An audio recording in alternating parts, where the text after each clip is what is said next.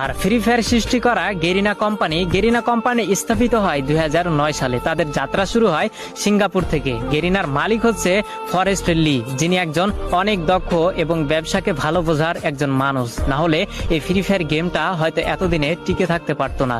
তো 2009 সাল থেকে গেরিনার যাত্রা শুরু হলেও তারা কোনোভাবে কোনো গেমে সাকসেস পেল না, সবকিছুতেই তারা ফেল হয়ে গেল। একের পর এক ভিডিও গেম রিলিজ করেও মানুষের মন জয় করতে পারছিল না। তো 2014, 15, 16 সালে গেরিনা বেশ কয়েকটি গেম মানুষের সামনে উপস্থাপন করে, কিন্তু এত পরিমাণ ভালোবাসা এবং এত পরিমাণ জনপ্রিয়তা পায়নি গেরিনা কোম্পানি ওই অন্য গেমগুলোতে। কিন্তু সবকিছুতেই একটা টার্নিং পয়েন্ট থাকে, যেটা 2017 সালে গেরিনা কোম্পানিকে তাদের মোড় ঘুরিয়ে দিয়েছিল। যেহেতু 2017 সালে শুধু পাবজি গেমটাই ব্যাটল রয়্যাল গেম ছিল এবং মানুষের মাঝে উৎপত্তি হয়েছিল একটা বিশেষ গেম হিসেবে, সেহেতু গেরিনা কোম্পানির মালিক ফরেস্ট লি ভাবলো কেননা মোবাইলের জন্য একটা ভালো গেম উপস্থাপন করা যাক বা মানুষের সামনে ছড়িয়ে ফেলা যাক, যার হাত ধরে কয়েকজন টিম নিয়ে এই গেমটাকে তৈরি করার কাজ শুরু করা হলো।